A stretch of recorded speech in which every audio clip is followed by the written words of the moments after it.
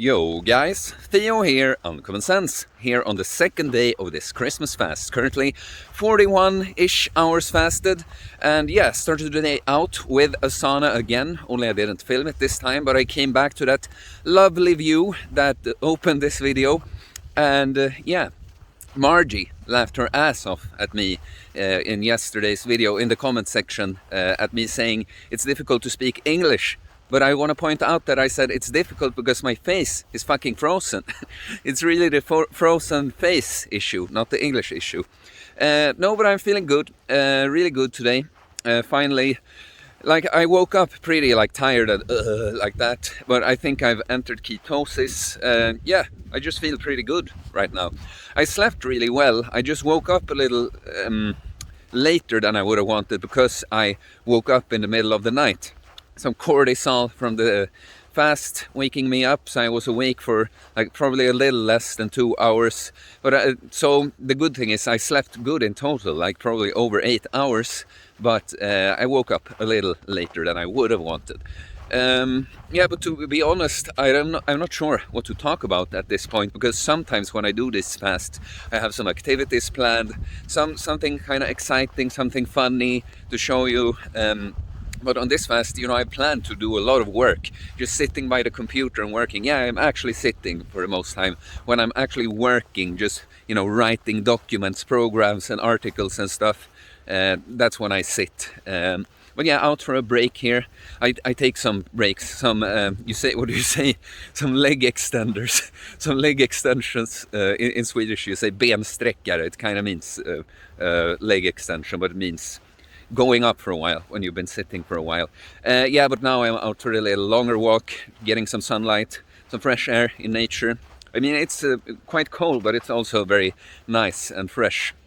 Yeah, but what to talk about? Like, because I won't be working out too much this fast too, and again, it's not something I prioritize when fasting, because so many people they ask about fasted training and should I do this, should I do this, or I did this. They tell me how hard they train on the fast, and I'm like, kind of, okay, that's cool, but why? Like, focus on that when you're not fasting and when you're eating. That would be my thing. Like, the only reason I work out on fast is like almost a little bit for fun, I'm kind of in the mood to go train today. It's just that I feel like it will take too much time, kind of. I'll see after doing some more work, maybe tomorrow I think I'll go, but it's mostly like for fun, basically. But if anything, just to send a little signal with a minimal amount of volume, just send a little signal to the body that, hey, this muscle is needed, please take protein from other tissue if you can. It's not like for gains and stuff, it's not important, and it's not, yeah, like just moving, if you want to burn calories, will do more for you on a fast. So yeah, no, but we can talk a little bit about what is okay to have on the fast, because I get so many questions about that, and often, yeah, someone specific yesterday phrased it like, is creatine okay on the fast? And it's like, okay for what?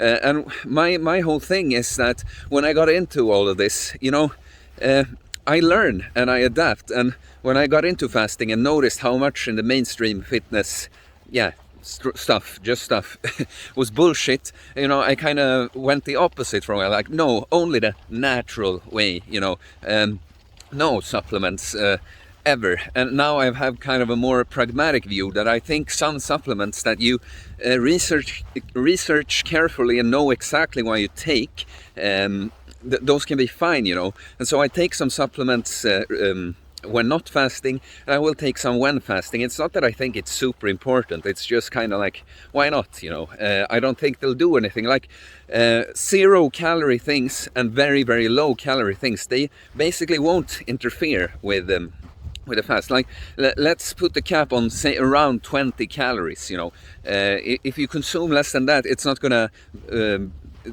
destroy the autophagy or the increase in growth hormone. The only thing is that it's something for your organs to process. So, if you're doing it to heal your gut or something, then yeah, maybe you wanna don't take anything but the salts at all. But yeah, it's gonna have That's the only thing, you know. So I'm happy to take some magnesium, some vitamin D. I'm not getting any from the sun now anyway, you know. Creatine, like I said, basically for fun, like, because, you know, asking if it's okay on the fast, yeah, but it's really like, why, you know. I take it almost for fun, because it will give me a little nicer pump and look still, because the muscles will retain a bit more water, but I'm not going to train hard anyway. And yeah, you know, I guess, and I take the boron supplement, you know. I guess it's all to be like more prepared and not as depleted on those things when you come back to eating normally and training normally, you know. And the nootropics I love taking on the fast. Like, this is biohacking, I guess, taking supplements on the fast. Like, because you know, without supplements we would not be able to get all these micronutrients without the calories, you know. So it's kind of a biohack, yeah, hacking it, biohacking style. But the nootropics I love on the fast, like fasting like this, you know. Right now I would have a really good focus anyway, I feel, but the nootropics, Gorilla Mind Smooth, Gorilla Shroom that I use, you know, I don't remember all the ingredients off the top of my head, but it's some of these are in all good nootropics, you know. Some L-theanine, L-tyrosine, what more is it? Like the shiitake, is it called? Or a lion's mane mushroom, I mean. I'm confusing the shrooms. Some of these things, you know, it's kind of a nice hack. Just, I guess you feel a little better too, because feeling focused and productive is a good feeling, but it's a lot just to, yeah, I'm spending this, I wouldn't take it always on a fast, you know, but it's when I know I'm gonna be spending a lot of time sitting by the computer, writing programs, writing articles, stuff like this, you know. Yeah, I guess we can talk a little bit about how my coaching and the programs, because I'm working on it right now. I'm not getting cold in the hand now, but I'm getting tired in my shoulder from holding the phone like this. Can I change hand? Oh no, it's gonna be in the way. Well, I'm gonna have to do some isometric shoulder training here. You know, I sometimes, as a coach, or you know, I've trained people and coached people before, you know, and you know how many questions and things they will ask about, and so you try to kind of cover as much of that in programs and articles. But it's also, I have to find a balance and not take it too far, right? Because I know in the end, it's like with me, you know, I have calories I kind of shoot for. It's just that I'm not, at this point, I know it so well for myself that I don't really have to count them. And I know workouts, kind of what I want them to look like, kind of what exercises, sets and reps. But then it's not exact. If I set out to do 3 sets of 8, for instance, and I took it so hard that I just got 7 and then 6 on set 2 and 3, that's good still, you know. And you want to cover all that kind of information in a program. But so what I do is I give the program as because there needs to be something, right? I can't just like go to the gym and tell me what you did, you know. Like, I need to do something, right? So I choose kind of the exercises, the motions I want, and kind of the volume, you know, or not the volume I pick. And rep ranges, because it's never that, oh, this exercise only works if you do 8 reps. If you do 10 or 7, it won't work.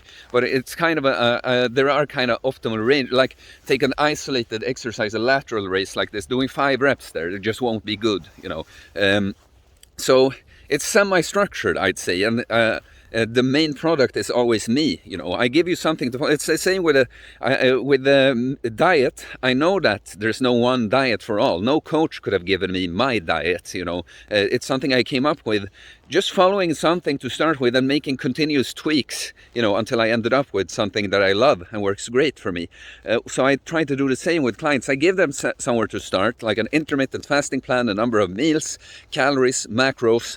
Then they run the food by me, because almost everyone that comes to me, like, they're not complete, they don't think McDonald's is a good meal, you know. They know something, and then I will just have some input on the food. But in the end, they know better than me what works with their gut, what they like to eat, enjoy the taste of. And I will, if I see something is lacking, you know, micronutrient wise, I might suggest something there and stuff like that. But yeah, it's semi-structured. I give you the workout program and the diet plan, but then it's through talking to me, you know. and reporting to me that I help you go through a similar process that I've gone through myself. So yeah, got in a little bit of that. Actually gonna be over 10 minutes this video, but yeah, tomorrow if I go to the gym, which I most likely will, I'll film something for you guys, you know, do some little test, maybe see what I can do on a front squat on day 3 of a fast, and yeah, we'll see. But yeah, talking to a bunch of people that are in on the fast, cool to see. We always end up being more than I thought, but it's fun. So happy fasting, guys. I'll see you in the next video. Peace.